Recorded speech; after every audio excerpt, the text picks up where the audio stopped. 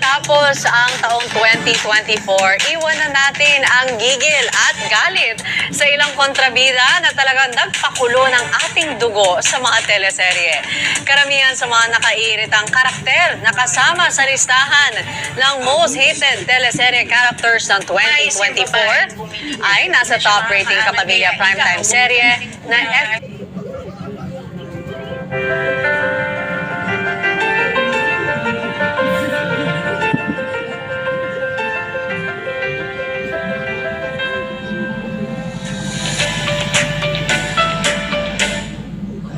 Jay's Batang Quiapo. Kabilang dyan sina David at Lena na ginagampanan ni Macoy De Leon at Mercedes Cabral. Nandyan din ang karakter ni Dimples Romana na si Tori sa High Street. Ang maglolong sina Tirso Cruz III at Gray Fernandez sa Pamilya Sagrado at ang stepmom ni Bel Mariano sa Can't Buy Me Love na si Cindy na ginampanan ni Agot Isidro. Bida kontrabida naman ang atake ni Kim Chiu bilang Juliana sa Linlang, lalo na kapag ka-eksena niya si J.M. de Guzman na gumanap bilang si Alex.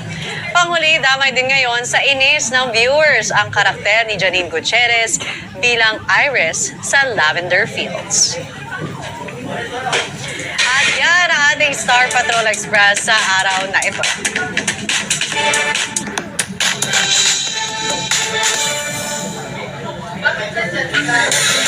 Okay na ba tayo? Oh, paano?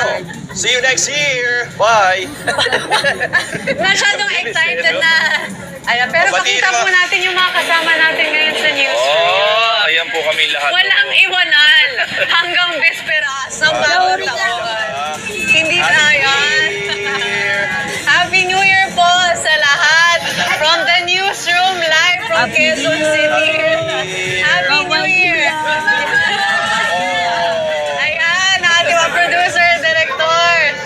Salamat po Yan ang mga nagbabagang balita. Huwag pong kalimutan mag-LSSC, like, share, subscribe, and comment sa YouTube at TikTok. At sa dapat sa pantigsa, tatato, Ako po si Denise Densay. Mga kapamilya, bukod po sa YouTube at TikTok, napapanood na rin live ang TV Patrol Express sa ANC, Kapamilya Channel A to C, Jeepney TV at All TV. Nandiyan ako sa nagsito. Isang araw na lang, 2025 na. Ako po si John sa Manabat. Yaran. Biasa udah itu. Asa dengan tunggu sama sa adis sa ganoy. Titipuan sa katapan sa kanagsluna kaslo.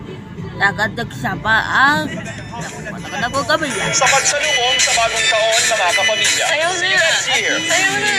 Masayaw na tayo lahat. Happy New Year, kabaya.